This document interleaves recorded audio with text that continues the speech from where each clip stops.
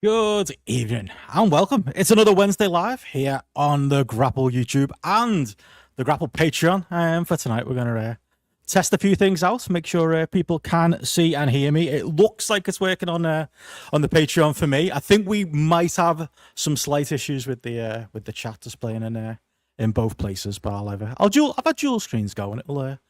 It'll all be good, but yeah, good to be here on another Wednesday evening. Got Steph joining me in a little while. Thought we had a corker over a Spotlight last night. Thought it was a really good show. I've been dead happy with how the Spotlights have been going lately. I think moving the pre-show away from Spotlight has made it just a little bit fresher. I don't know. Maybe it's the stuff we've got to talk about helps as well. Obviously, having Slammiversary to get in the G1 as well as the normal WWE and AEW stuff. Did enjoy Grapple Gareth in my WhatsApp this morning, celebrating the fact that he was right after all about WWE on Netflix and it not being the big deal we all expected. But that's all Gareth, and that's what you got to do in your internet poster. You've got to take your victory laps when they're there. So I massively respect it. But yeah, I thought it was a corker of a show last night. So obviously, with us going a bit long as well, we got right into the grapple hours with an extra. Almost an extra hour. It was like an extra 45 minutes in the end as well with G1 to cover, which, yeah, not by coincidence was left to the last segment, but still think we did the justice and we did a good job. I did get a bit of feedback on it. I think my biggest clanger on the show wasn't just calling Trick Williams, Trick Davis, who was a mid-2000s IWA Mid-South wrestler, who definitely looks nothing like the other Trick, and it's a Trick with a K, not with a CK. But I think my other big clanger was thinking about Leon Slater and talking about his young days watching the wrestling channel, only for somebody to point out on the Discord that yes, Leon Slater in the how old is Leon Slater now? Like 19. He would have been about 4 when the wrestling channel went out of business. So he could have been watching it instead of watching CBBS. Maybe that's what he did. He watched the wrestling channel. But no, more likely he's probably a Challenge TV TNA viewer or something like that. But we all make mistakes, but I think that's like I say, it's the story of many wrestlers. I think of it across the 2000s, whether it was the Wrestling Channel, whether it was Challenge TV or Bravo, and that got people into TNA. Similar story with WCW. You know, not everybody watched the Cartoon Network. Let us jump around and it go into the TNT. It was 9 o'clock on a Friday night. I used to love so much. Some people got into it through Bravo. Some got into it. What else was WCW on at that point? I think it was Bravo was maybe the only other one because it switched over for a little while near the end. I feel like Channel 5. They had the WCW Saturday night as well, didn't they? With the Batman stuff and all of that fun stuff. And it was they very much, like Channel 4, regretted getting into the wrestling game, just like ITV probably regrets getting into the wrestling game based on AEW, as we talked about on Spotlight as well. But yeah, thought it was a good show, and it was a very, very busy one. Like old times, Simon says there in the chat. He is absolutely right. Andy says, "Fuck, was that last night? Today's been long." Well, hopefully like I say, this is like our drive time show now. This is like our live interactive show. We've made it especially interactive tonight with all the questions we've got in there. Apparently the Patreon video is struggling a little bit on the stream. I've heard that before.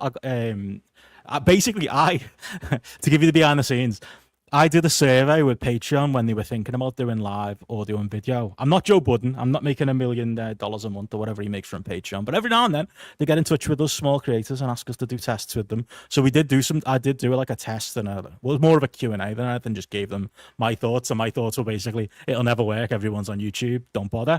And then they bothered and they did it and they put it together. And then this week they sent me an email going, this feature's been live for a month. Why haven't you tried it? And to be honest, half the reason I haven't tried it is because the Everton podcast I listen to and watch, Toffee TV, they've had that exact issue with the Patreon stream struggling. I wasn't sure if it was going to be Patreon's end or maybe something their end, but yeah, that might just be something native to Patreon. But yeah, keep me updated. Let me know if it's worth it. If there is anybody watching along in the Patreon chat, you can switch over to the YouTube at any time as well. And obviously watch it over there. Just go onto the main GRAPPL YouTube channel. But yeah, good to see people in the chat. Platt there, you in there as well. Connor knocking round too. Sophia there in the chat. GRAPPL presents the Level Select Screen music. Yeah, that was the song I played at the start as well, giving you all the behind the scenes. That was I went on like some AI website, and I don't support AI. Today I was on a Facebook like scroll, and I got like a pop-up from some shit wrestling news site that had like this AI drawn up sketch. I wish I could find it, where it was like all of like the dead wrestlers all together in heaven, and it was like China, Eddie Guerrero, like nice people there. I don't think Owen Hart was pictured, but there were a couple. Umaga, I think, was pictured. Big Chris Benoit in the middle, is what AI had done for whatever that person was. So their nice little thing that they tried to put together wasn't the best. But yeah, I did try and use AI for my sins to come up with an AI version of Party All the Time for the weekend show, and that song you just heard is allegedly AI's version of Party All the Time. Don't think it really worked, but yeah, Black, thank you for letting us know. The Patreon is working. Simon doing dual screen duty. Really appreciate that as well. GRAPPL hosted by The Undertaker. Oh, we'll have Steph on in a minute with thoughts on The Undertaker. Don't worry. As somebody said on the Discord, she has now become like the GRAPPL correspondent for aging out of touch wrestlers. So we get to do that. Party all the time at 6:05ish, Simon says. Ryan saying he keeps being not sure if Benno's froze on the signal or the trade is going downhill. Again, yeah, that's probably Patreon. But yeah, just do it a quick refresh. Apparently it's 5 seconds ahead on the Patreon, like Amazon versus Triller, Platt says here. So that's good. That's good to know. At least maybe there's some bonuses to using the Patreon as well. Andy says, now I'm a man of leisure. I can watch every match of the G1. I'm still not watching it live. I still didn't see today's show. Obviously, I know Gabe Kidd forfeited another match, but I will catch up with it. It's annoying that I'm just still keeping my old British hours. I think last night I was still awake at like 8, 9 in the morning. Yeah, insomnia, it's a bastard. What are you going to do? Only negative to living out here in this lovely place. Simon says, yeah, GRAPPL only endorses ChatGPT. That's the real AI out there as well. But yeah, we do need to stop feeding these algorithms with all of our data. So it was a lesson learned for me to not bother anymore. And Simon, yeah, aging out of touch wrestlers shouldn't be talk about yourself like that, Benno. Well, with that in mind, I'll bring on our guest to talk about aging and out of touch wrestlers, and she can say whether I'm an agent or out of touch wrestler, because we've got a number of questions that I think are going to get the old Shooter Steph back on this GRAPPL Live. Although we got a little bit of a view of her on the last GRAPPL Live she was on. But yeah, coming back by popular demand after a storm performance on the last GRAPPL Live, we have joining me right now the one and only Steph Chase. Hello, Steph. Hi. How's it going? I'm good. How are you? I'm all right. How are you? I saw you waiting around in the chat there. I was a little bit scared. I didn't give you the heads up. I was doing the background music thing there, so I had to send you a panic WhatsApp going, "Don't while you're getting ready, just put the screen on and add yourself." That would have been fun. Yeah, let me know if I sound okay, because I haven't tested it out, but I should be all right. My mic's plugged in.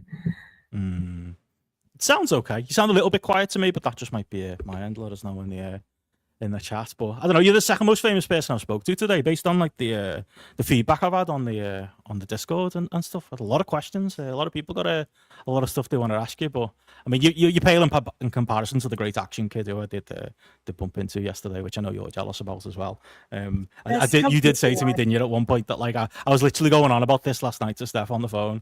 And I was like, oh, I wish I'd said this to him. Oh, I wish I'd asked him about whether he was going to Bangkok. And you were like, you're literally like a girl who's just met a crush, or a boy who's just met a crush. They're like, is it too early to text him? Should I say this? Oh, yeah. We exchanged numbers though. We're like that. We're friends now. It's real. I know, that's big. That's really big. I'm so happy for you. I'm so happy. I learned a lot. It's funny because the other time I bumped into Action Kids.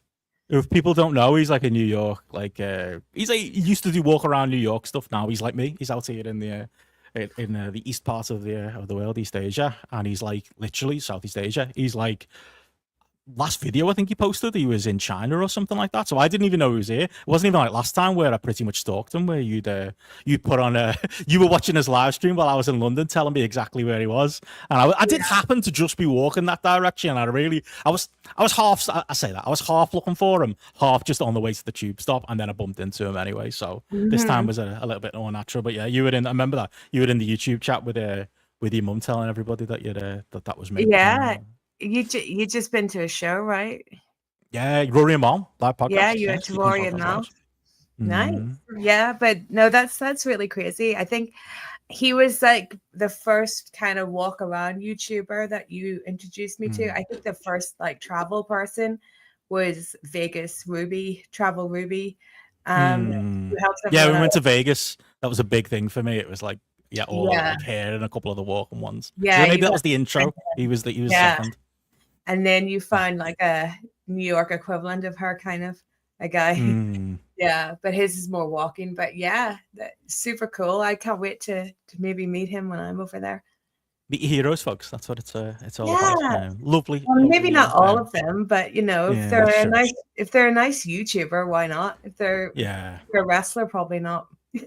Yeah, that's probably a good line in the sand. But yeah, you've got your all dolled up tonight. You're out. We've got a slightly hard out for you tonight. But I was going to ask. Yeah. I should know what gig you're going to tonight. I don't know. Like, what is it tonight? It's not Kneecap. I know that. No, it's not. What else have you got coming up? No, I'm dressed like I'm in Kneecap though. No, I'm going to see Wasp tonight. So I can't wait in the Telegraph Building in Belfast. So I'll have a heart out and then straight to go see Wasp perform their first album. And I know you don't know who they are. Think of I'm gonna clue. Like Kiss, but more heavier and more satanic. That's kind of an idea. What era though? I'm assuming like 80s, like 80s, right? Okay. Yeah, 80s. They have songs like Love Machine, I Can Swear, right? Yeah. Animal brackets, Fuck Like a Beast. You know, stuff like that. You know, really nice, wholesome stuff. Yeah. All capital letters Wasp, as Andy says in the chat. They'd be a better like crossover with my type of music and in Wu-Tang, and that like somebody it was Liam put it on the Discord today. Like I didn't know what I think Ozzy Osbourne. It was from his YouTube channel. I think it was Black Sabbath more than Ozzy. Like there was some like remix of like one of the, I can't remember what Wu-Tang song it was off Wu-Tang Forever. Like there was a Loud Records album where it was like rap meets rock type of thing. I don't think I've ever heard it before. Obviously Onyx and Biohazard and the other earlier ones are my examples of rock meeting rap. But it was literally that. It was like 50% like Wu-Tang, and then it'd switch back and it'd be Ozzy / Black Sabbath, and then it'd switch back and it'd be Wu-Tang. And literally all of the comments on YouTube was like all of the rock people just putting the timestamps of the bits where Ozzy was, just so you could skip over the dirty rappers. But yeah, maybe they'd have a, Wu-Tang, Wu-Tang Killer Bees and Wasp. I think there's a crossover there. It's possible. Yeah, there's a crossover there. But yeah, that's going to be fun. But first up, I think we've got a lot of wrestling to chat about. Well, I suppose so. Not much has happened, but we're making our own news, I think. We're doing our best. Well, I was going to ask you about Ozzy, but maybe we'll save that to the end, as we've got that as a question. Some of these are thrown in. I did put the questions out because, like I say, there hasn't been a huge amount of use in the last 24 hours. But I did want to get your thoughts. I put it as like the header banner there on your mate Mark. Speaking of like our heroes when we were kids, your mate Mark Calloway and his change into being a strange middle-aged man who wears funny hats and sunglasses and just turns up. He'd turn up at a wedding, he'd turn up at a wake. That'd actually be a good tie-in. He'd turn up anywhere where somebody's willing to pay him 20 quid to chokeslam him. Chokeslam someone. I think that's what we're figuring out at the minute. Like fucking hell, like that. Try telling the young girl you were who was obviously idolizing the Undertaker. And I've seen the evidence in your house. You've got the figures to prove it. You've got all of those Undertaker I have every valuables. Piece of rando Undertaker merch that made its way to Florida in the summer of 2000. Because that's when I was in Florida and I bought it all. Some of it as well, like I've noticed that like some of them, it's like the figures are like literally it's someone else's face. It'd be like Kevin Nash's face or like just a leftover generic guy with a beard type of I face. think I have all good quality stuff. I have like over 10 figures of him and they're all different, and there's like a real tattoo evolution from when they were able to put tattoos on wrestlers, like the evolution of that.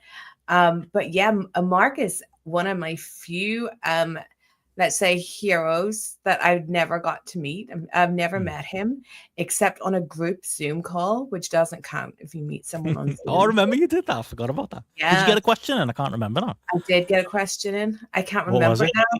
I can't remember. Was it about Mrs. Undertaker? Did you throw that in? No. It's on my YouTube though, the clip of me asking the question, but I can't remember.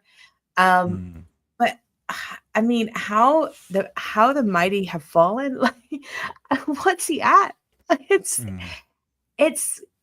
crazy. As we've said before, like this guy that kept his gimmick to a ridiculous extent has now become just a literal whore.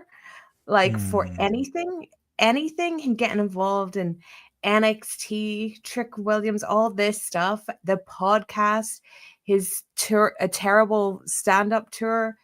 It's just like it's embarrassing. It's really embarrassing. And then that's not getting into all the other stuff about him, but just like purely what you would know about him if you were just seeing what's on TV or the internet. It's embarrassing. I think he is having a midlife crisis and he's becoming one of the worst old men.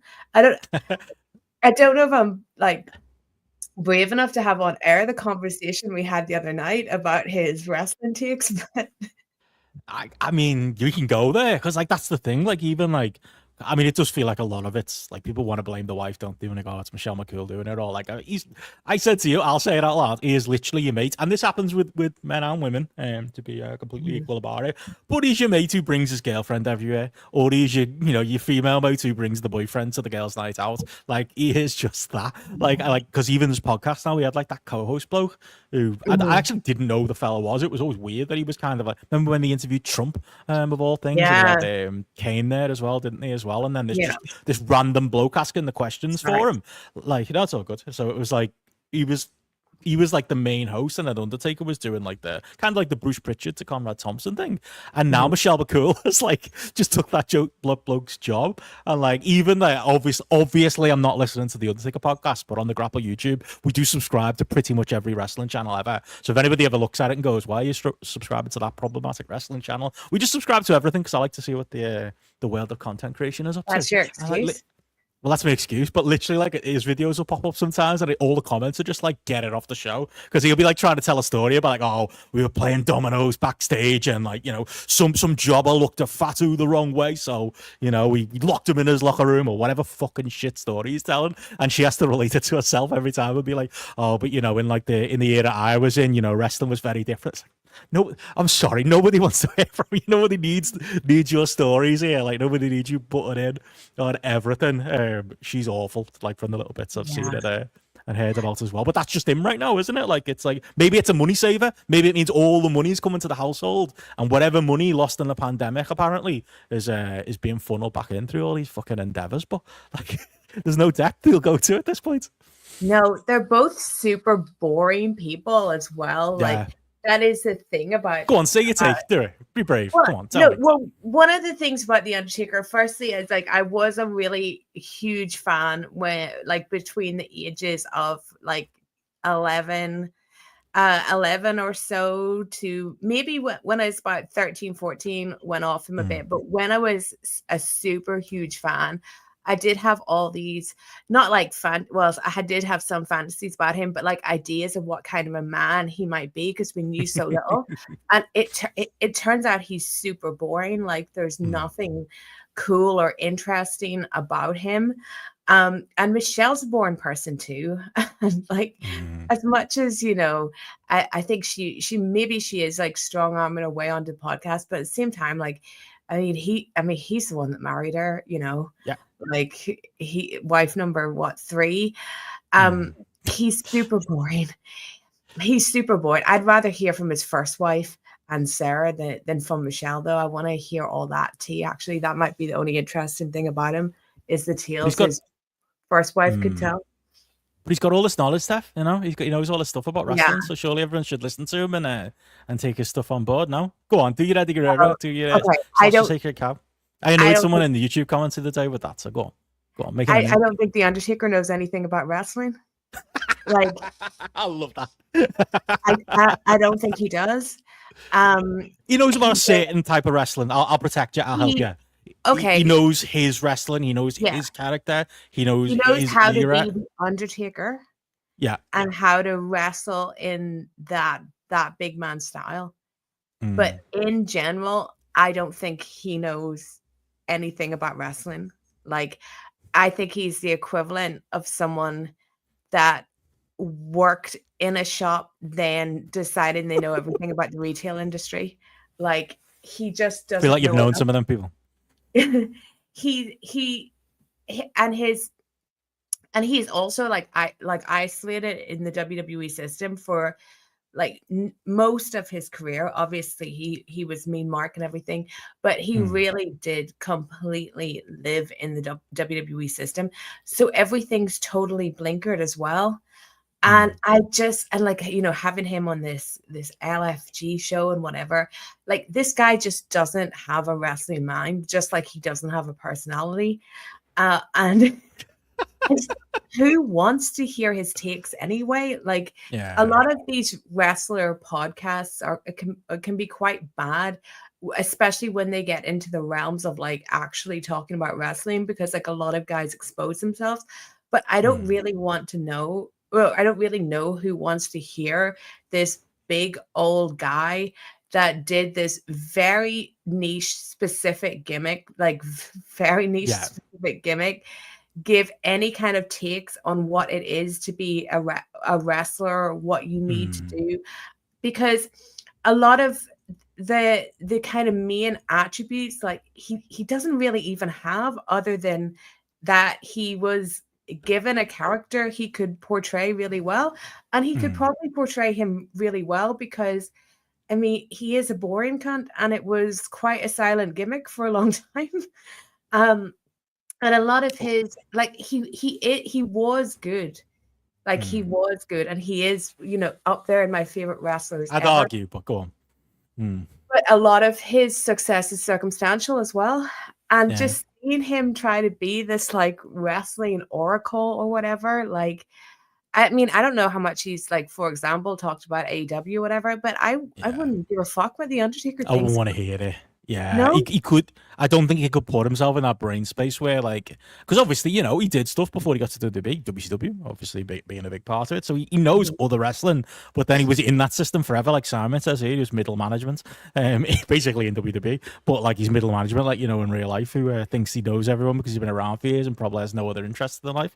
But like, that's him. Like, and exactly that. Yeah. And I think as well, the thing with him is like, like, what could he tell? Say he was in AJ Styles, because AJ Styles was on TNA this weekend, and it was the one good thing they did at Slammiversary. And there's like that picture we used for the spotlight background that's him and Leon Slater, and he's giving Leon Slater advice. I bet you AJ Styles has loads of fucking perfect advice for Leon Slater, because he was Leon Slater in another era. Like, and there are things you can apply from that to that. But like, now that you say it, who could Undertaker advise? Bray Wyatt. That didn't go very well. Don't know what else. Well, I mean, Bray would have been a perfect person, because that's like the closest, and Bray Wyatt had no real outside WWE experience either. But Mark's experience outside of WWE is dead wrestling, dead companies. Like he's not an AJ Styles or a Kenny Omega or anything like that. But then there's other guys that aren't that either. Like for instance, and I hate him too, like Randy Orton isn't that, but I would trust Randy Orton's advice more than I would trust the Undertaker's, even though I think the Undertaker's a better all-rounder, like someone that I prefer to watch, because I don't like Randy at all. But I think if Randy took me aside, I would take what he said on board more than Mark. Yeah, you can predict what he'd say as well. If you reviewed AEW, it'd be like, oh, that Kenny Omega is a hell of an athlete, and it'd be all the buts would just be about the way they presented things in the 90s and the 2000s and slowing it down and all that. So you can hear it now, but like it's not even that at this point. I was just gonna say, like, he's no Austin, who doesn't do the podcast anymore, but I always thought Austin was good at talking about wrestling, even if he did have some old man qualms as well. But I don't think Austin would watch an AEW show and trash it or something, or like in the way that I'd believe Undertaker would. Early on, he had like Wade on, didn't he? And they'd review like the early AEW shows, and he was mostly honest. And then he got to the point where he got a bit more protective about what he was saying, and they weren't interested anymore. But like, Austin's somebody who, absolutely, like, he'd give advice to that was the thing. Like Mr. Anderson always said, he'd like Austin would tell him one thing, and Vince would tell him another thing. And if you listen to Vince, Austin would be mad at him because he wasted his time texting him. And if you listen to Austin, Vince would be mad at him because he wasn't doing what Vince was doing, so he could never win. I mean, he was also Mr. Anderson. That's the other reason he could never win. But I do think like Steve could offer something to like a Punk or like a more modern wrestler. I would take Steve's advice too, but that's not even like Undertaker's role at the minute. Like say we joked about it with the TNA run, but he's like, somebody said before in the chat, like, is he the lineal TNA champion now? Because like that angle on NXT, like he literally just smashed through Trick Williams, just choke slams him, looks like the hardest man in the room, and leaves because respect. There are many Joe rants in the archives about respect, and most of them are centered around the Undertaker. And it's like, I don't think you're showing any respect to the actual current wrestler here, and I don't think where's the money in this? Like, other than you getting to look like a hard man, is the money he turns up at TNA one day and he literally does like Bound for Glory or something? I wouldn't put it out the realm possibility. Give him that JBL check and maybe he'll do it. But great, it's Jesus. embarrassing for the Undertaker to turn up in TNA. Like, no offense to the TNA heads, but like it is, because it's, you know, it's not going to be the number 2 promotion as some people predict. It's a promotion that's, you know, currently being helped out, like little brothered by WWE, which is never a good sign, no matter how many buys or attendance it gives them. But first, if Mark had any kind of a wrestling brain, he'd say you can't do that to someone like Trick Williams, just flat out. And secondly, it wouldn't look so awful if the Undertaker was still doing the Undertaker gimmick, but he chose to give up the full gimmick of who the Undertaker is. He is now just a bloke in his 50s that is a non-active wrestler. So I would like to see him get the shit kicked out of him by some younger wrestlers. You know, like he made the choice to give up being that phenom character. He is now just Mark podcast host. He's as bad as Bully Ray, another guy that needs the shit kicked out of him. So and to shut the fuck up. Yeah, but it's just so funny because he protected that with his life for so long, didn't he? Even to the point where when Paul Bearer died, he wouldn't appear at the Hall of Fame out of character. Like, it's just like the check's big enough now. Because he ran out of money. It must be because he realized that in order to make money, he had to stop being that gimmick and be a guy that would do podcasts, would turn up at anything, do a fucking reality show, whatever. Like, he must have realized that. He comes out to Kid Rock now, so it's okay. That's pretty much it. Platt says here in the chat, he's Invi Joey Janela coming to a spring break soon. Maybe that could happen. Steve saying, I'm turning up on NXT to make sure they shut out a venue is embarrassing. Yeah, I mean, it did. The other thing, to be fair, I was crediting Steve before, but it did remind me of Steve, and Matty hates it when I mention this, but Steve in 2002 more, 2003 is the GM, where he just smashed through all the undercard wrestlers and make them look like shit, and they could never get any offense back on him outside of Kane, of all people. Speaking of Undertaker, it's this terrible idea that we lived through, that nothing was ever better than the Attitude Era. So whenever an Attitude Era came back, they had to just were bad. Everything. Like, no booking was bad. Nobody at the time was talking about the bad stuff they did. That's the lesson we've got to learn. But I've got to take it to like it'll take us maybe off into our other subject we had here. Some of the Paul put in the on the Discord today, with everything in mind. Who is more cringe between the Undertaker and, he's put this in, this is like red rag to a bull, Cope. Now let me tell you folks, if you think I've got strong feelings on Cope, one name, he is actually back to being Adam Copeland now, to be fair. Cope's just a nickname that he's given himself, like my mate in school just who came in one morning and told everyone his nickname was going to be Spud, and we all had to call him Spud. It lasted half a day. That's how long Cope should have lasted. Everyone should have just told him to fuck off when Adam, Tony Khan should have told him to fuck off. Well, there is that, but I don't know. I don't know where I land on it. If I was going to answer it, Undertaker versus Cope, I think Cope's more damaging because he just kills my enjoyment in my like renewed excitement for AEW and Dynamite right now, with Ospreay and Omega out at the minute. Now we've got Cope filling the blanks with the extra 15 minutes on Dynamite every week. It's definitely taken away from my feeling, whereas at least Undertaker's doing these little run-ins and I don't have to see him as much. But I don't know, cringe wise, can we rate them? Outfits, the way they carry themselves, midlife crisis factor. Can we get marks on this? The full marks for each. Like, they're both. I think Cope is worse because the Undertaker thing. He's cringe, but I can laugh at him, and it doesn't really like affect my enjoyment of anything because I'm not invested in NXT or TNA. But you know that when Cope turned up on AEW, I said the whole company had jumped the shark and freaked out. And you told me that I was exaggerating. And shit, did I? You know what? I was exaggerating in that the company didn't die the day Adam Copeland turned up, but he is fucking awful and he's never been good. And my problem was that he, to me, did not fit this company at all, and not even not the other ex-WWE guys, every single one of them, I see as a fit more than Cope. I see him as like this WWE guy who I never liked in WWE. Like, the best thing he ever did was be Sable's mystery partner at SummerSlam 1998. That was his peak, and he should have retired after that. And Like I didn't like his. Well, that was a lot of WWE people's peak. career SummerSlam at all. 98. So True. That was wrestling's peak. I didn't like his WWE career at all. When he came back after so long away, right? Yeah, I gave him a cheer because nice story, but I feel bad for cheering him for doing that because since that return, he has been dreadful. And he is cringe. He also has a very bad wrestling brain as well. I do not think he's smart to the business at all. His promos are diabolical. His look is diabolical. All his matches have been diabolical. I don't give a fuck about him and Christian. I have no nostalgia for that. Don't give a flying fuck about the two of them. And I just want him to leave. I think he is more cringe because, and this stuff he says, like he called, was it Stokely and Oompa Loompa? He did. Tell me that's not cringe.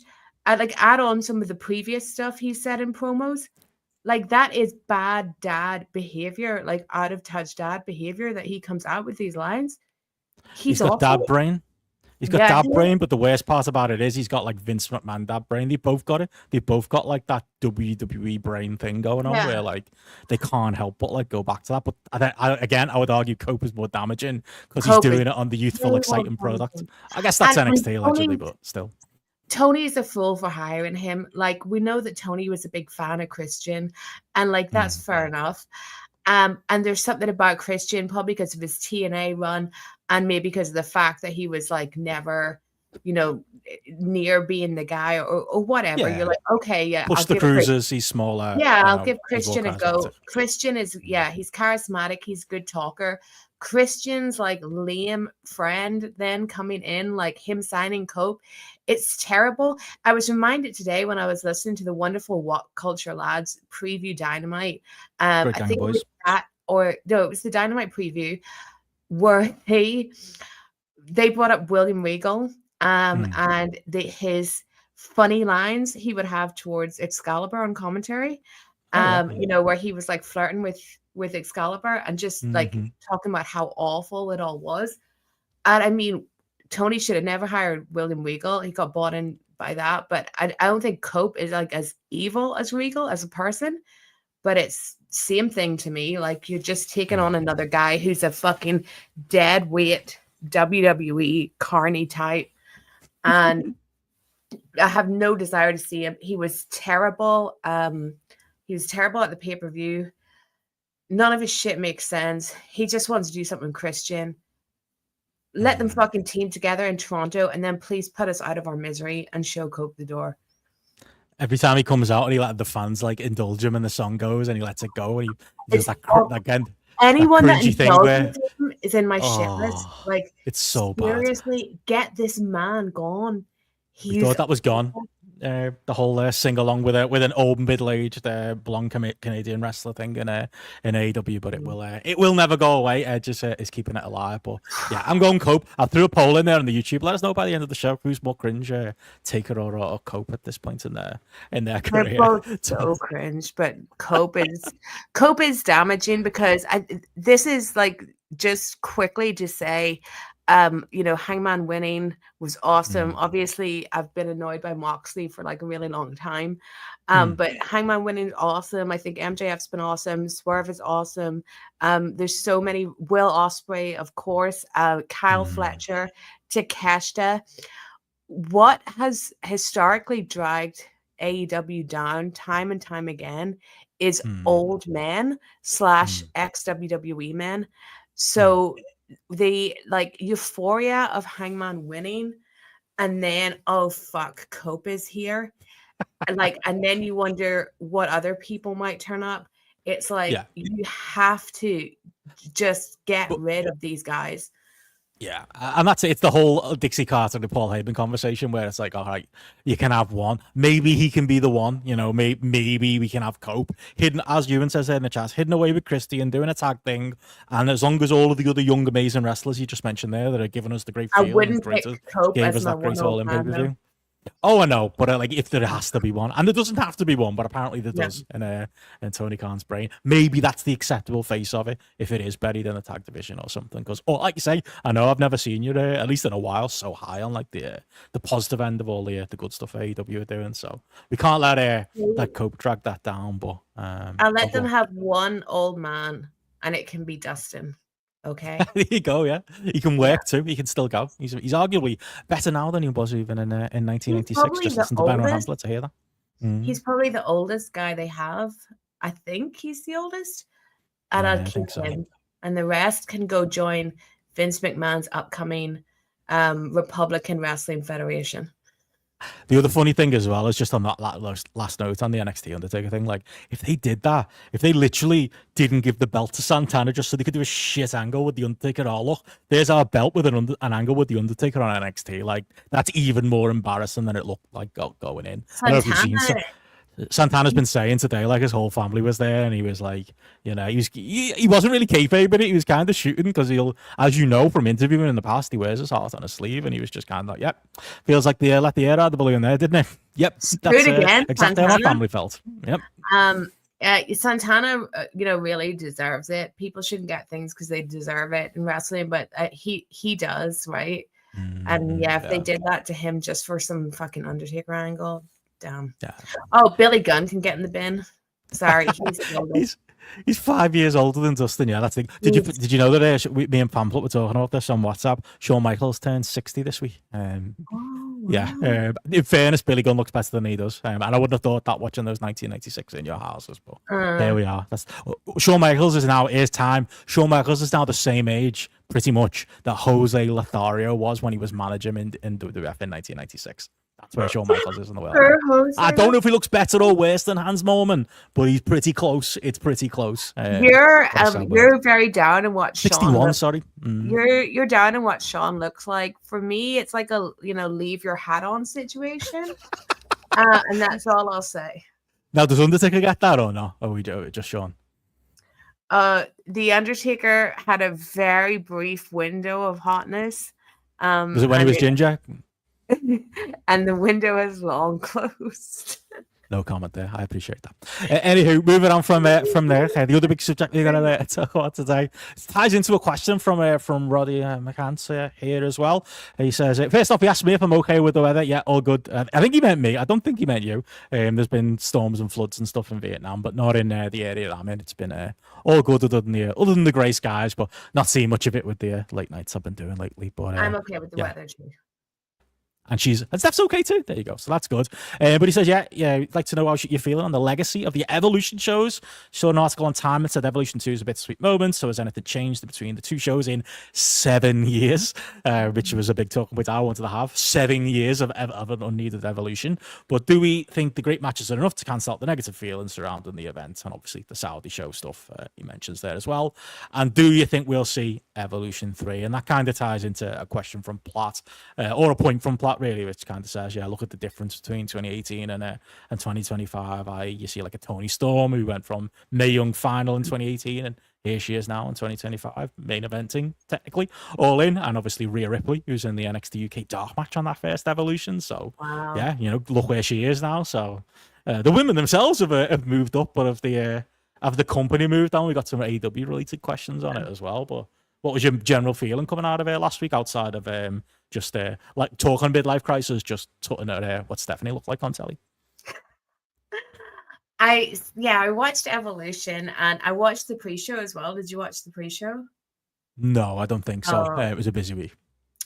Yeah, so watching the pre-show, like I had very strong negative emotions towards the show, because the pre-show is like the propaganda section, and it just it all made me feel really icky. But then at the same time, I want to support all the female performers because they deserve that support, and they went out and they put on an amazing show. And yeah, it's been 7 years since they've been given that opportunity. But then there's another like argument of whether like Evolution like should exist as a standalone show anyway.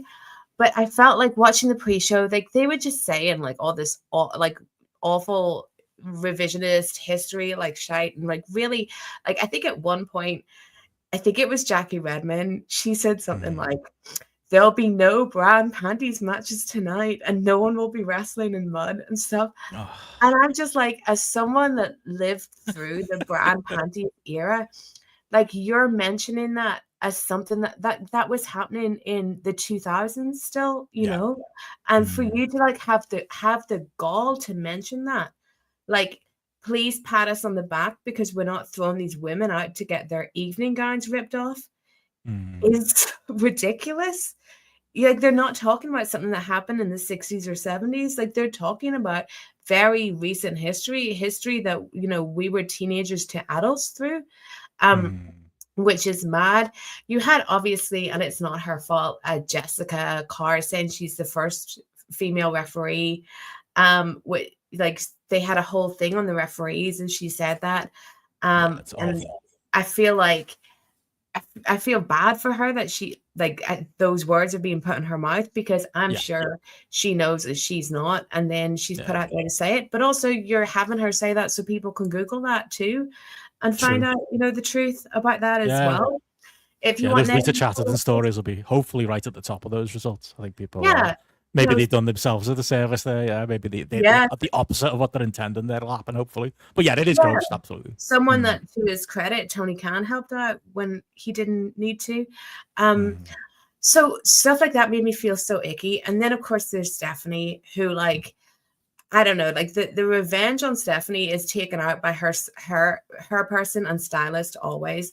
But like, she's, you know, she is held up as like the woman that brought about the women's revolution, when she was there like the entire time to stop these bra and panties matches, to stop the evening gown matches, the mud wrestling.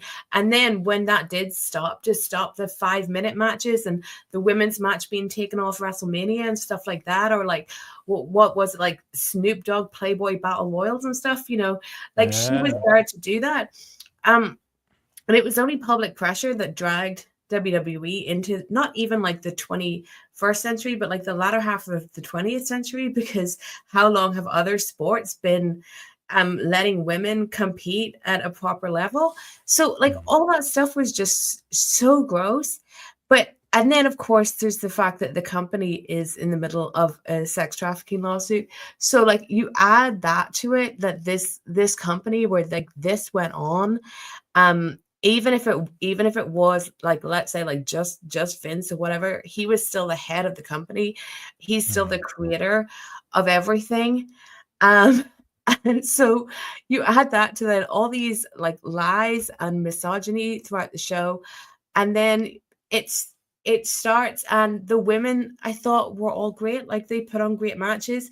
There's so many women in that roster that I love and respect, but I just couldn't help sitting, just thinking about it, just being like, it fucking sucks to be a woman, because you don't have many choices if you're a female wrestler. Like, there's only 2 companies to choose from in North America, because if you choose TNA, you are like still tied to WWE. So there's only 2 companies to choose from. And that's really, really, really rough. And I think it must be like really hard for the women to work there. And I felt like, you know, I don't necessarily want the women that work there to hear me go on about like how gross WWE is as a company to women, because like, what can they do about that? It's not their fault, and they don't have options.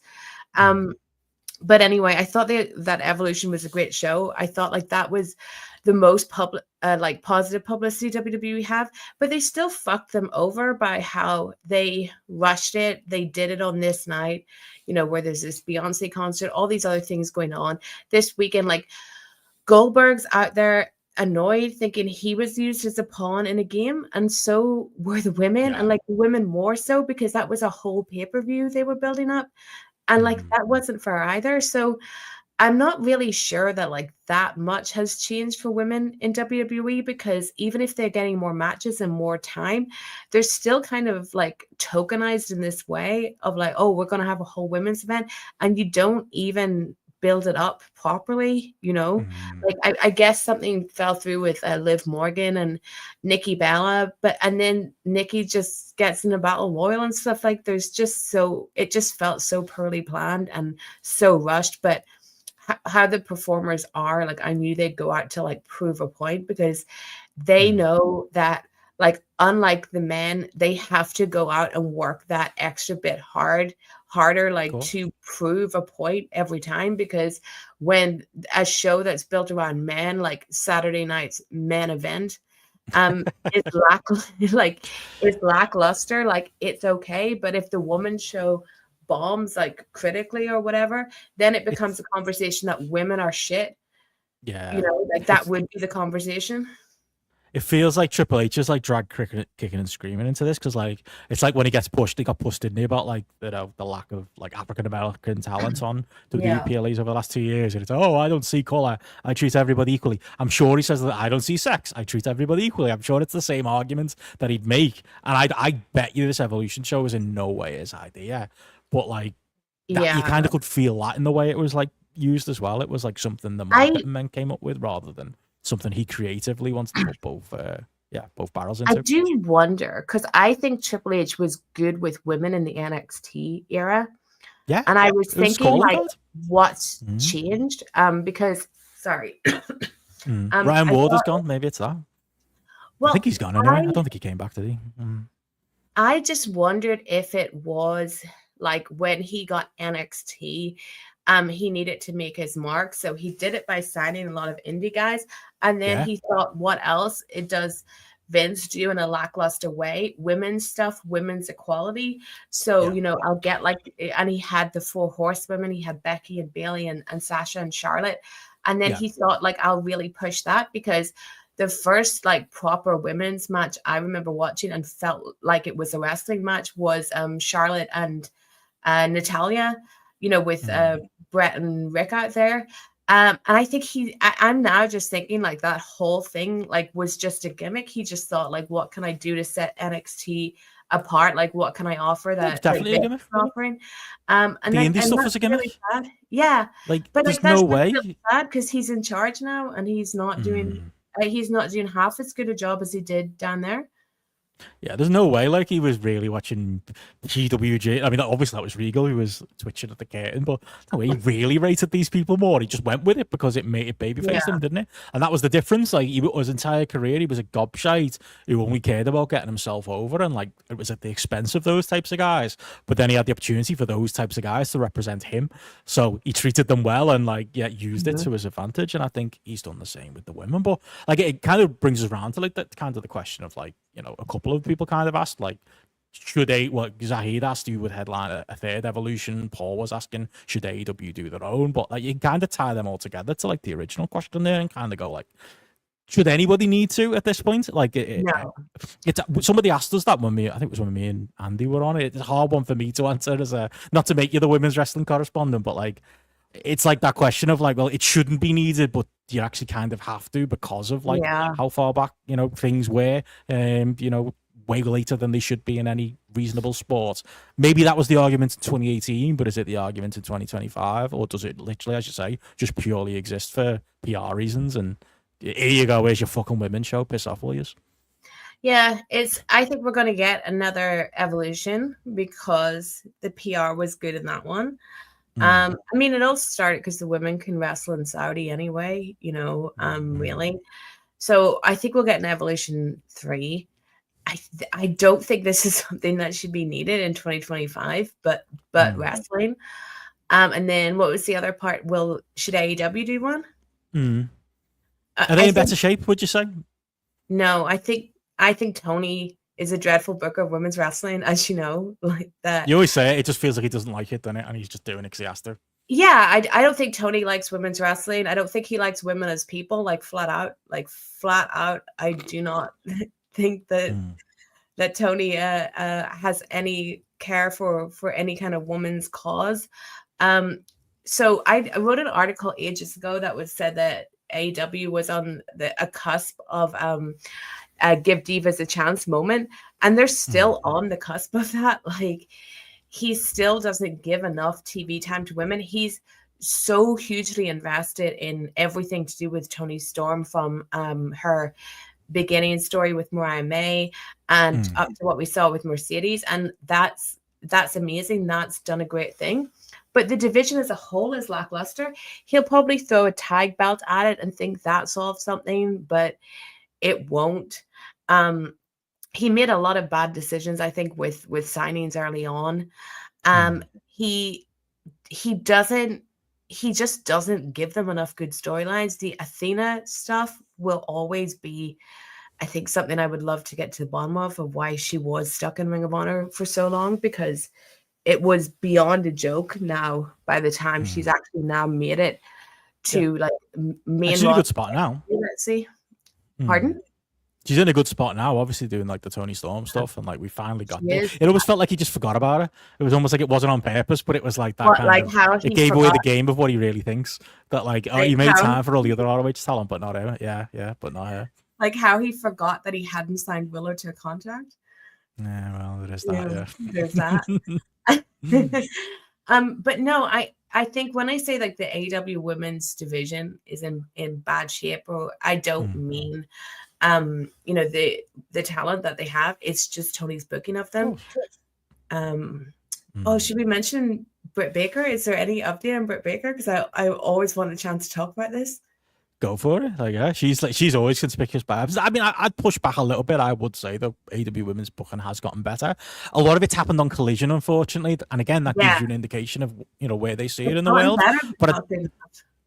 But it's not a coincidence that like Toni Storm and Mercedes was probably one of the most well-received matches of All In, and the women's gauntlet was one of the most well-received as well. I think there have been positive strides, and when you've got big megastars like Toni Storm and Mercedes, they're like, that makes that easy. But credit to the company for recognizing that and putting them in against each other, and that should, it shouldn't have gone on before. Again, Okada and Omega. I think that was a big mistake. But outside of that, it got really high billing, and that was all fair. But it does tie in, yeah. They used to have 3 megastars. I don't think there's any other news on Britt Baker, but like we are where we are with it.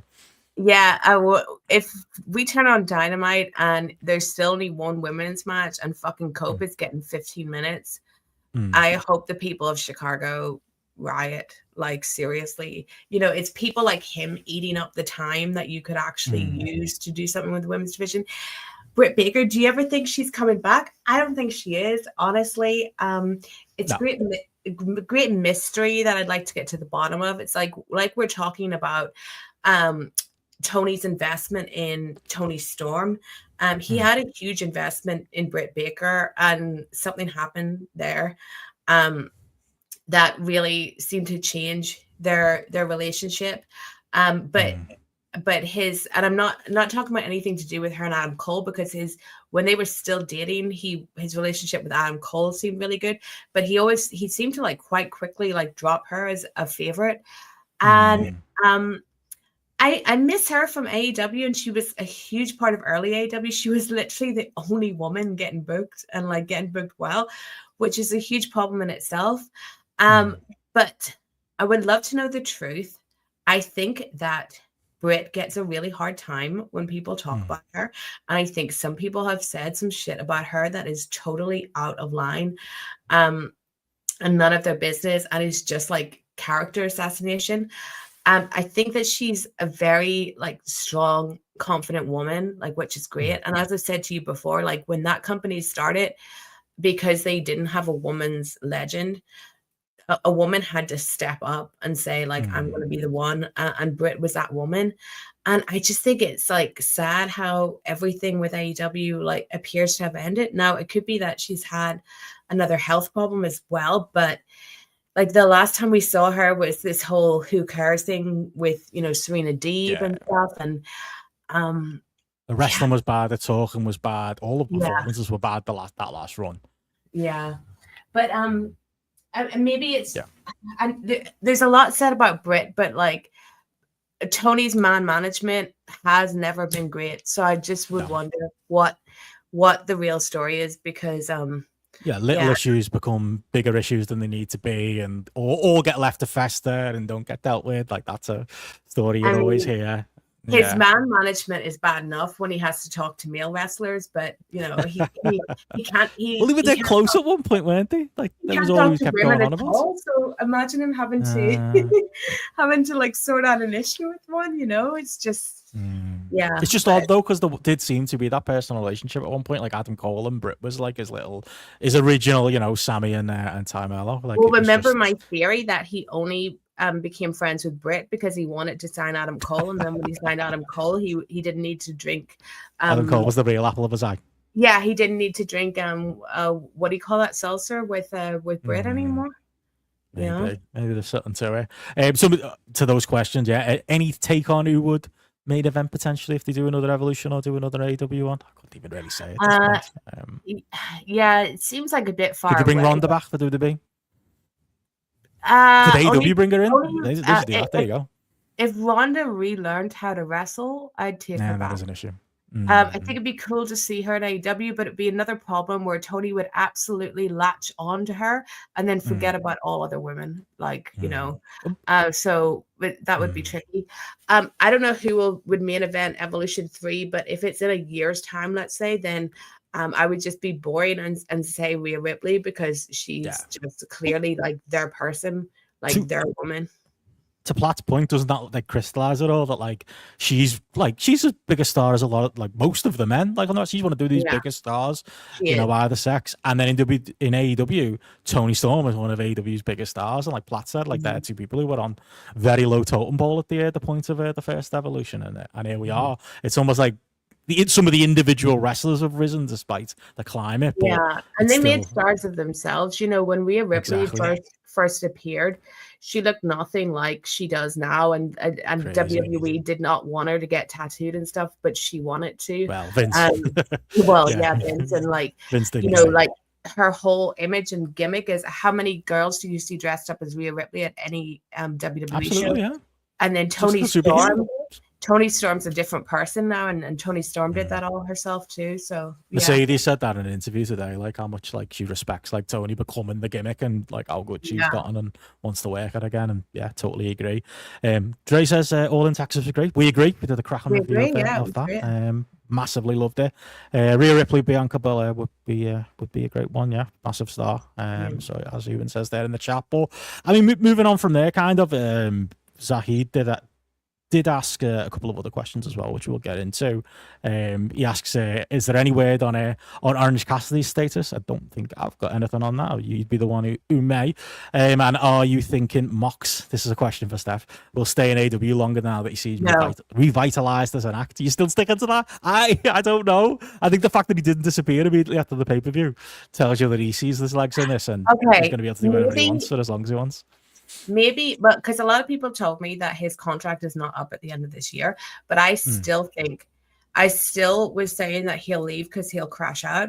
So maybe he won't leave at the end of this year, but he'll leave whenever his contract's up. And no, I have not forgiven Mox for everything he put me through. He's still on my shit list. Not as much. It's funny that I think people I'm scarred by Mox. We had a very fair conversation, I think, about Mox. Like, Gareth was a bit more higher than me and JP were on elements of the Mox character, but overall, I think we all agreed that, like, yes, there is a question whether the bad stuff that Mox put us through was worth the good stuff we got at the end. The fact that he hasn't gone away and it's still happening. I mean, to be fair, I enjoyed them choking Colt Cabana to death on Collision. That was fun. But I think some of those takes aren't going to age so well because I don't really know what the direction's going to be with them outside of they exist to do blood and guts. And there we go. We'll get through that. I know. I hate these, like, gimmick matches that they have to have, but, like, I was never Dean Ambrose girl. And then I liked him. You're more of a Seth Rollins gal, weren't you? Fair enough. No. Roman Reigns. No. I just wasn't a Shield girly. But I liked him, when he came into AEW, went to New Japan and stuff. But when John is abysmal, he's very, very abysmal. And I can't forgive him for the abysmal stuff that he put us through. And what I believe some of it was pure selfishness. So goodbye, John Moxley. And I've said that a lot as well, like with respect to Martin and his Eagles Don't Hunt Flyers podcast. I was on that too. But even when Mox is great, I'm just like, oh, he's all right. Like, He's all right. The Hangman matches the most I've enjoyed him. Like, and I know I'm the outlier. I know most people would say when he's great, he's one of the best in the world. I get that's the general opinion. I'm sorry. I think he's a right boring twat too. He's someone that people like put a personality onto, like that he's this cool, edgy, like living outside of society because he doesn't have an iPhone like type guy. But believe me, he is not. He is a corporate, like, square. He's a square guy. Is all I'll say about that. Like, people do that with Hangman too, though, don't they? It's like one day it's gonna come out. He liked some bad tweet or like he did so. He's too pure for this. He's like, what people used to do with like a Bushi and they act like he's a child. It's like, oh, he's so innocent. Oh, we got this in the airport once. Mad something terrible about Hangman. Like, but did you see one of his students posted? Like, my high school teacher is now the AEW World Champion or something like that. He was a graphic design teacher, so maybe he's giving AEW some advice. We could do something with the graphic design's pretty terrible. No, Hangman has it right because he does his little blue sky posts about gardening and stuff, and like that's like keeping it right. But I don't buy into any kind of propaganda, let's say, about John Moxley being this cool counterculture guy for reasons. I got a question for you. Book, marry, kill, Roman, Seth, Dean. Okay, marry Roman. I have to kill John after this. Like just for the past like year or so of AEW, I have to kill John. Now Seth is always annoying, but I'm not I'd have to kill him. Invested in the company that Seth works for, With equal opportunities here, I'm killing Seth. I'm killing Seth. I think I'm fucking Roman. This is audio for Matty. And I think I'm marrying. I think Mox would be fun. I think it'd be imagine that you could have all times of great times with him. Who where you'll end up. John on Total Divas. Don't marry John. He's a different man though, isn't he? Cleaned up and stuff. I don't know. Seth waiting there to be killed. I agree, Andy. There we go. That wasn't a real question. I just threw it in because I wanted to know. Ewan, real question, and we'll get to some off-topic questions before we let you go. Serious question is the amount of major UK names getting injured at the moment. Ospreay, Gabe, Pac, Jamie Hayter, not have an effect on Forbidden Door. You're not going to be neither is going to be a Forbidden Door this year. Obviously, looking at Wembley next year, depending on where we are in the world. But it's shit. Like, I mean, I'm just refusing to believe the Ospreay one. I'm just thinking he's going to be fine. I'm just thinking he's going to find a way. Whatever happens, he's going to find a way. The others, maybe not. Jamie Hayter, like, Jamie personally a little bit, don't you? That one's a sickener. Like, I can't believe she's hurt again. That sucks. And Pac just seems to perennially be something going on, and that's really unfortunate too. And we'll see with Gabe though. He's still not completely ruled out the G1. I don't believe. I haven't caught up with today yet, but it's not looking good. to be fair, like, and it is a fucking big show coming up. I think Ospreay will be fine. I think Ospreay's probably resting for Forbidden Door.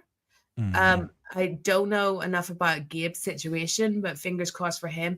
I think what hampers Forbidden Door is just how shit and stale New Japan's been for the past couple of years. Like, I can see them, but they can they can always open it up wider, like lean in more on CMLL guys. They did a bit last year. Then even more like international people, like Rev Pro people and stuff like that. Yeah. Mercedes is there on Friday. Yeah. The mythical Michael Oku opportunity. I know he's been on Ring of Honor, but Ring of Honor's Michael Oku. Yeah. Like there's a lot they could do, but I am over the Forbidden Door concept, completely over it. And I'm all right with it. I think you're right. You're totally right that like that's. Well, if all things were equal. Yeah, we were, and that was literally where where Slammiversary was this weekend. Was where Forbidden Door was last year. And we had Stephanie Vicker. Yes, we had Stephanie Vicker. We had the Briscoe family sitting behind us, and we had Orange Cassidy and Zack Sabre Jr. that I really enjoyed. Yep, and that Papa Briscoe really enjoyed as well. Yes. Warm pockets. Great. Yeah. Loved it. Still can't, of course, I never got that photo with the Briscoe fam. But yeah, I'm still into it as a concept. And I think if Ospreay's fit, if Okada's he's around, there are still interesting things you can do. Just them two revisiting old territory and like old foes and stuff like that, or new foes in Gabe Kidd. I still think there's something there, even if the New Japan side this week. And I think it's a good. I think they've nailed it this year, and that All In was brilliant. All Out isn't the week fucking after, and we've got a bit of time to build to All Out. But what can you do in the middle? The Dream Match show. Now, you're right, there are not that many dream matches, but in theory, I think that's the wise way of doing it. And then Wrestle Dream after. I think they've actually nailed the schedule this year. A lot of little things like that they've nailed this year that were easy layups that they got wrong last year. But there we go. But should we do some non-wrestling questions? I'll answer some of the wrestling. I'll tell you when I need to go. So like just cool. Go for it with the questions. All right, fair enough. Steph's thoughts on Aussie? Any quick thoughts on Aussie? I was so sad hearing the news about Aussie last night. I did shed a tear. I'm really glad he got to go out the way he wanted to with doing the concert with the Black Sabbath guys, which was such an amazing show. And he did. Do you know what I was doing last night? Well at 9 a.m. when I still wasn't asleep, and you probably saw I was still live on Instagram. I was literally going through the Wikipedias of Ozzy Osbourne and all of the members of Black Sabbath, figuring out that history and being like, I just thought it was always the same Black Sabbath. That's how much I know about it. I was like, oh, we left in like 1980, and then there was this other guy, Rio, is it? Is that his name? No, Dio. See, I know. And there's that guy, somebody Ward, not Ryan Ward. He was the drummer who fucked off and came back a few times. Like, I read it all. I know it all. There's all the other band, Heaven and Hell. It's a spin-off of a Black Sabbath, and it made me more appreciative of the gig that obviously you watched a couple of weeks ago. I'm really glad that you're getting educated. I really regret not going to the final Black Sabbath gig. I've seen Ozzy live twice, once in London, once in Sweden. But I wasn't I just wasn't prepared to go to the Black Sabbath gig. I mean, like as far as like working it all out and everything, from when it got announced. But it's just really sad because like with Ozzy influenced like every single band that I like everyone was influenced by Ozzy. He's that important and influential, and a lot of us watched the Osbournes when we were younger too, so we got to see like that other side of him. And I think for a while, sometimes with the Osbourne stuff and how Sharon is, which is a different conversation, but there was like this like this whole marketing campaign like around Ozzy, like making him like this mainstream person. And I think for someone that was really into him like before the Osbourne show, it did kind of feel like very odd, how many like normies were knowing and watching Ozzy. But at the same time, there's a lot of like legends of like what we'll broadly call alternative music that don't really get the mainstream recognition. And you can see from the tributes to Ozzy yesterday that like it seemed like everyone in the world was aware that Ozzy is like the godfather of metal. Like he is that guy, he is that important. So that's really good. But yeah, rest in peace, Ozzy. Absolutely, like just great artist with an amazing catalog of music, incredibly influential. People mentioned in the chat there, Platt saying, obviously go into the Hall of Fame. I didn't think of that immediately when we were doing Spotlight last night when I think you broke the news to me on WhatsApp. But like I'd forgotten as well. Remember he did the thing with Chris Masters, where Chris Masters do like the peck dance and he's like pissing himself. I don't remember what the context that was. Somebody put the clip on Twitter last night. I was like, oh, I know exactly what that is from when we did the Masters tape. He had a few. Yeah, I got a press alert saying that he died. I couldn't find it anywhere online on any like news sites, even ones I was signed into. So like for a couple of minutes I was like, is this actually real? And then like they all started coming online, like your Sky News, BBC News, and all the newspapers. So but no, when I think of Ozzy, I certainly don't think of any of his WWE career. Fair. bigger things to talk about when it comes to his legacy. Legita Negra asks, seeing as you're both together, what's on the itinerary? A couple of Japan related questions here. What's in the itinerary for Japan? He does say, like, so Steph has become the official old wrestlers making an arse of themselves correspondent, including Benson Richards. And Ewan had a follow-up question saying, with both of us possibly attending Oasis at the Tokyo Dome. We'll see. Bit rich for our blood, those tickets, aren't they? Who are the four pillars of Britpop? Both Japan related, I guess. Any thoughts? Were we going to in Japan? Was that the question? Yeah, I think you're setting the itinerary for Japan. Like, you're the one sending me all the TikToks. Man, I just want to go to the wrestling shop. I want to go to Korakuen Hall. I want to go to the dumbass Shibuya crossing and be that dumbass tourist who takes that dumbass photo. And I just want to walk around and eat and walk, and that's what I do in new cities. That's my thing. I want to just do all the shopping possible. It would bore you too much to just go through all the like shopping that I want, but like shopping's my number one priority. I do want to see that cat place though, like Cat Island that you get the train to, but that's a touristy thing. What was the other question? If we are do see an Oasis at the Tokyo Dome, hopefully we will. 6 stars. 4 pillars of Britpop. He goes with Oasis as Misawa, Blair as Kawada, Pulp as Kobashi, and Supergrass as Taue. You want to give us the 4 bands? It would be the 4 pillars. I think I have to like put myself out of this question. I fucking hate Blair. Like, I hate Blair. They jump off a cliff. Not that keen on Supergrass, though. I am seeing them next month, but not like they're not headlining. So Pulp are fine, and I did think they were good at Glastonbury this year. And I do like Oasis, but I'm not like a huge Oasis fan or anything. But yeah, Gareth loves Oasis too. Big fan. But no, I'm not really like a Britpop person. I do like some bands I don't know if you would consider Britpop, like more like an Elastica and a Suede.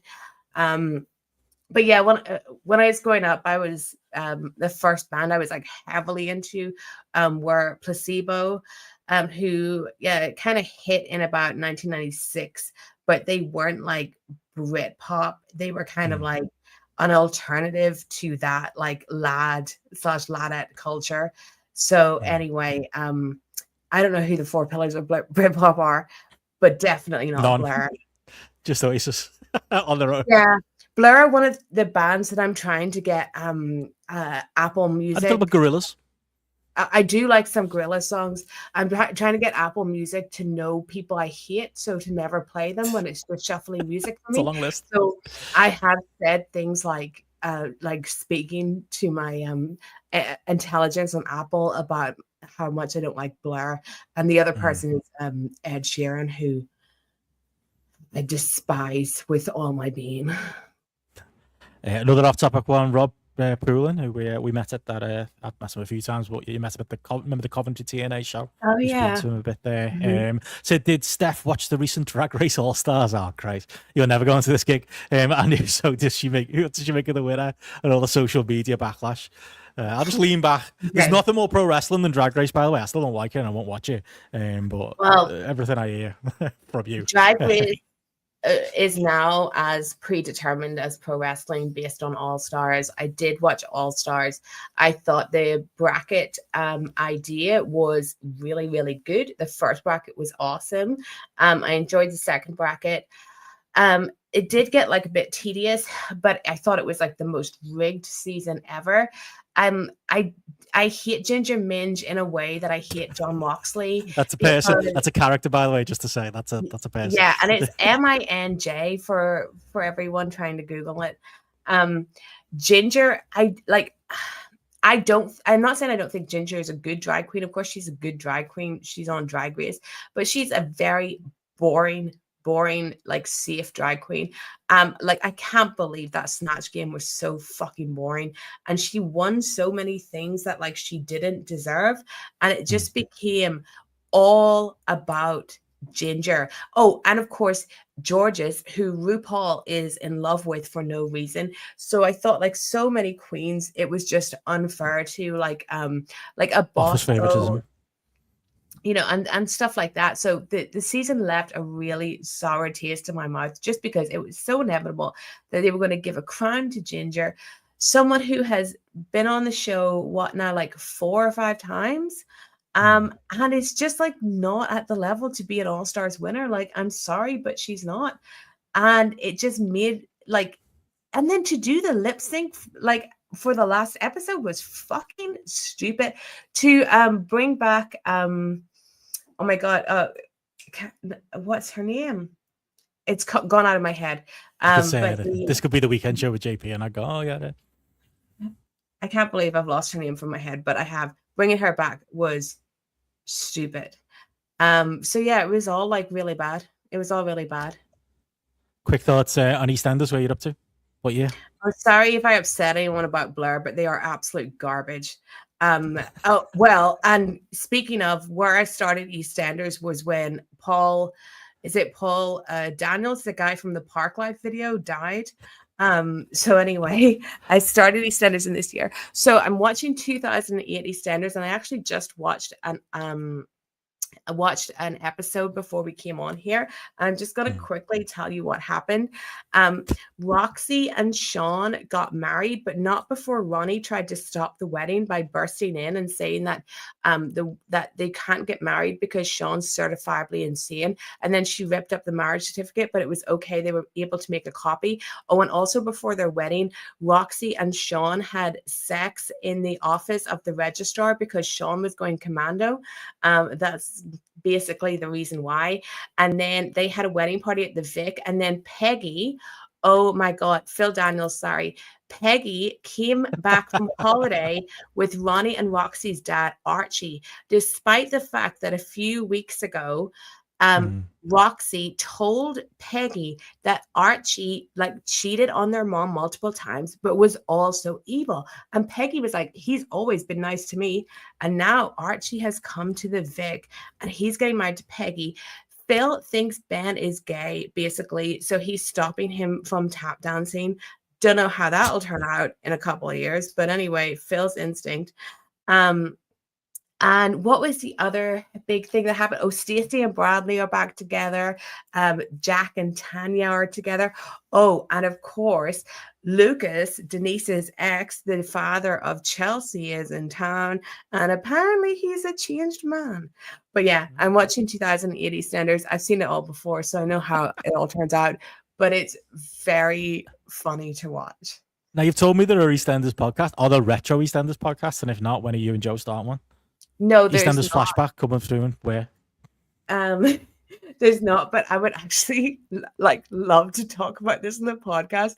It is like there are because I've been the middleman. You've been sending me messages to send to Joe, and then Joe sends me messages to send to you about EastEnders. So we need to connect you somehow. Like there's some really funny stuff. There's some like very, like problematic stuff, but it is really funny. And oh god, thinking of fucking people like Phil Daniels, Paul Daniels, Bobby Davro's in it. Bobby Davro is he's a legend. He's I don't think he's problematic. I don't think so anyway. He's dating Shirley, but he realizes that Shirley wants Phil, so he basically gave a speech where he's like, I can't be someone's second choice. And Ben Mitchell tap danced too at the talent show I Predict a Riot by the Kaiser Chiefs. That's what he tap danced to. It was fucking brilliant. Amazing. It was so bad, but it's so funny seeing everyone. Well, we've got to let you run, but I'll throw in the last question. It's a nice positive one to end on from Mike. We got it. I'll do that one in a little bit. Positive question to come from Phil. What's both of our dream day? You can go realistic or money with money no option. And what would you spend the big Euro Millions lottery on? And I was going to say for me, I don't think I've changed much. I'm quite content at the minute. I think I just I don't know, do what I'm doing now, but do it like in somewhere more expensive. I don't know, America maybe. I think America would be your shout. I'd probably I'd be on a lot of planes, I think, but I think I'd still want to buy 25p noodles and get cheap cups of coffee in Vietnam. I think I'd be quite comfortable with that, but maybe I'd up my game, maybe a bit more Tokyo, a bit more expensive countries. What say you, Steph Chase? Sorry, I'm texting my lip to say running late. No, sorry. We really let you go, and then I'll close off. People are. What would you spend the Euro Millions on? People are mad I got Phil and Paul Daniels mixed And you can up. ask Jerry. I have a lot in my head. Yeah, I would go to Chicago, and I'd have a right fucking great time. I'd rent an apartment downtown, near Rush, and go out every night. And I do a heck of a lot of shopping. And what else would I do with my money other than shop and live somewhere nice, maybe. Maybe. What? Buy you something nice? Good. To be fair, I didn't say I'll buy you anything nice, so yeah. I'd definitely get a holiday. cat. I'd get a cat for sure. Oh yeah, that'd be even though they don't cost like a lot of money. But if I was having like a whole new life, that's if you go away, innit? You can pay someone. Yeah, to for take sure. Sort out, you know? And I'd go to lots and lots of gigs. That's it, and that's what you're doing at the minute. So, like I say, we'll let you go. We'll let you run off to see Wasp. Hope you have a great time. If anyone else is going, say hello to Steph, I guess. But anything else or if they're going to kneecap in a few weeks, maybe there. I could see our audience being there. But if you go, I'm jealous of that one. Gonna kneecap up at the Barcher Road, I'll be there. Good stuff. Yeah, and sorry to anyone that likes Blur. Bye. Or Adam Copeland. Or the Undertaker, or anybody else that we've or Tony Khan, anyone. Bye. See you later. There we go. Shooter Steph back on the airwaves for another GRAPPL Live, and yeah, that pretty much brings us to the end of another stream. Hopefully, people have enjoyed it. We did have I'll go through a couple of the other quick questions that we did have. You and Cameron did ask, will there ever be a time when mini wrestlers are given a spot on a major US or UK promotion that isn't comic relief? I think the answer is no. Maybe 20 years or something like that. But like they were still running, like before I left Liverpool, they were still doing like, whatever term they used, little person deathmatch type stuff was running. And then I think the council got the show shut down. I think it was supposed to be taking place at Coyote Ugly. That's the level we're at, and I don't see that changing, except for I guess in CMLL AAA, where it is still comic relief, but I don't know, is a bit more embedded in the culture. So maybe it'll happen at some point. Mikey asks, help me out with this one, chat. Which wrestler or wrestlers have had multiple theme songs that have had an absolute banger, but also absolute dross? First one that comes to mind for me for that one. I mean, there's some of like obviously the more modern, like where the music got switched, or you go back to like a lot of the Progress themes when they changed and they were amazing, and then they were shite when it was Hot Tag Media, which is something we're going through on the podcast right now. Feel like X-Pac had some bangers, like the obviously the original 1 2 3 Kid theme, the X-Pac theme itself, the DX Kings of Rock theme with Run DMC. I was gonna say it was a bad one, but was it actually a bad one? X Factor. I got everything I ever wanted. I think that would probably be counts a bad one. Sting, I think, is one who's had like some of the all-timers. I was thinking for like Spotlight, where we're looking for music, we could use the old instrumental Sting song, or and throw that in. That and Man Called Sting. It's a shootout really, as to which is the best Sting theme. And then the Crow WCW theme is fantastic as well. And then there's the theme that the WWE gave him. There's a running theme here, which was absolute shit. Although like that, I'd say the AEW theme was mostly pretty good in there. Ewan says, yeah, we're planning on doing an AJ Styles show coming up. Phenomenal, we're calling it. It's a deep cut / mixtape, one of those type shows. But yeah, I could put all of his themes in that one, I reckon. Like, I could do a 5-1 just on AJ Styles theme, like the rap theme that he had. It's Demigods in ROH. It'd probably be my personal number one, but most people have Get Ready to Fly, or the gospel rock song he had in WWE. So there's already 3 that are top 3. They're all greats. RVD, yeah, he's probably the great example of having obviously a classic theme with Pantera, and then having absolute fucking shit in TNA. He's probably a good example in there as well. Undertaker had some good and bad ones as well. Could throw those in too. Don't know if the chat's got any more than that. That's all I can think of anyway. Yeah, we definitely need to do a full Nigel type show for AJ. I think it will be like that. Like, throw us any suggestions if anybody's got them as to like what we should be covering. I know Ewan's mentioned on the Discord, but like at the minute, I'm thinking we're gonna do maybe an NWA Wildside type match, some kind of like early indie match, then definitely at least one early ROH match, probably Paul London related. I think either the singles or the 3-way with Loki. then I think 2 or 3 TNA matches, and that's up to Matty wants to do the Unbreakable 3-way, but like I had to remind him that we had the podcast for many years and we reviewed that twice before he joined, which means it doesn't count, obviously. But I think I put that on Sickos and maybe do a singles with AJ, a singles with Joe. Matty said a singles with Abyss, maybe a tag with D'Lo on Sickos or something early TNA could throw in. I reckon New Japan. I'm thinking maybe Minoru Suzuki would be the one. And then maybe like the goodbye match with Nakamura, or maybe the Tanahashi match. Maybe I'd go with that and do Nakamura as the Sickos, and then WWE. Really, it's John Roman, innit? And then maybe I said this to Matty. The definition of Sickos is that Undertaker match. Like we all loved it at the time. Obviously, the Boneyard match, but do any of us really want to go back and revisit it? I think it'd be better if that was optional, and we have it on the Sickos list. But maybe we all leave the memories alone with that one. So yeah, We'll see what we put together on it. That could be the one. AJ Abyss from Lockdown 2005. Ewan said could be in there. Andy throwing in Hardcore Country as one of the bad themes worth mentioning. Yeah, Lockdown with Abyss getting another shout there. AJ Brock Garrett did say that once. I think he said he was there live. He was live at something. So maybe we'll throw that one in as well. But yeah, we're still putting the ideas together. We are going to do a Lucha Underground show coming up as well for next month. That is going to be the first 9 episodes up to Aztec Warfare, I think is episode 9. So yeah, people want to get it. Starts on the homework early. That's the other big plan. And obviously we got Simon's King of the Mountain show as well. But yeah, before we get to the end of this month, of course, we got the Super J Cup coming up this week and Bash at the Beach 96. But August is already looking like a strong one. On top of the fact that we'll also obviously be covering Forbidden Door and that little show called SummerSlam over the 2 nights that I have to try and figure out. Somebody asked on the Twitch what my travel plans were, but like I'm moving that weekend to Bangkok again for a few weeks before I go and visit my mum. She's going to be in Koh Samui in Thailand, so I'm going to have to find a way to get that SummerSlam show in with Matty, but we'll find a way. And then, yeah, I'll be in Koh Samui for a bit. Then I'll be in Chiang Mai, and then we'll be in Tokyo, which unfortunately has turned out to be the weekend of Wrestle Dream. But we'll figure something out. It might be at a Gareth and JP show for that one, because yeah, as bad as the time difference is here, it's like an extra 2 hours in Tokyo, so I can't quite see that happening. Sophia says for New Japan for AJ, either Suzuki G1 2014 or Okada Dominion 2015. Oh, both, hopefully. Yeah, Okada was the other one I was thinking of, to be honest. It's tough. There's a lot of them. And again, it stops at a certain point. I think anyone's going to be picking any matches from the last 5 years, pretty much with AJ, unless he goes out there and kills it with Dominic this weekend. But there's a wealth of stuff there, isn't there? AJ versus Kurt. Did we do AJ versus Kurt and Connor's Kurt Angle mixtape though?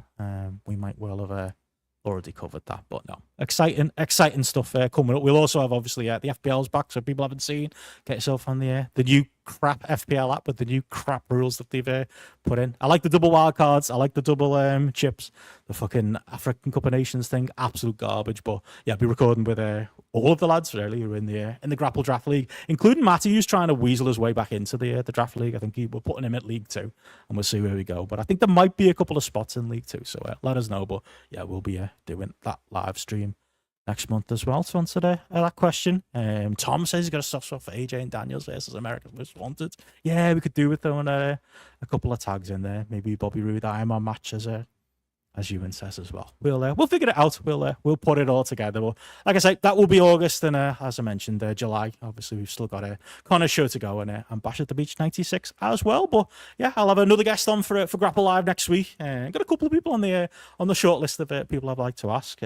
We'll see who's available for it. Hopefully, people have been enjoying these as more as like a light-hearted Q&A interactive accompaniment to everything going over on a Spotlight and on the Patreon as well. But if you do want more where that comes from, obviously we've got a Spotlight is out. Thought it was one of our best episodes we've done this year. I do think we're on if I do say so myself, on a good run of form with the Spotlight. So give that a listen if you haven't already. And then yeah, I think we'll be doing weekend show Friday on top of that as well. But yeah, if you've got any guests you'd like me to get on this, let me know, or any other suggestions for the lives. Hopefully it worked quite well on Patreon. It seems like it worked in the end, even if there was some stuttering. But thank you for sticking with us to the end. Thank you, Simon. Appreciate it. And yeah, more Steph is always good. I'll always get her on as much as we can. She's going to be definitely the reoccurring guest on these lives until the end of the summer, and then we'll we'll see where we are after that. But yeah, thank you everybody for tuning in. Thank you everybody in the YouTube chat. Thank you everybody on the Patreon chat as well. And of course, our patrons and YouTube members who keep the lights on and keep us running. Conor Laughlin, Eddie Sybins, Chris Black, Kargak, Sophia Hitchcock, Simon Mulvaney as our kings of them and queen of the mountain as well. And of course, Marty Ellis, our latest king of the mountain as well. We do appreciate you too. But yeah, we'll catch you on the other side. Like, subscribe, all that good stuff. I'll catch you on the next one. Good night, all.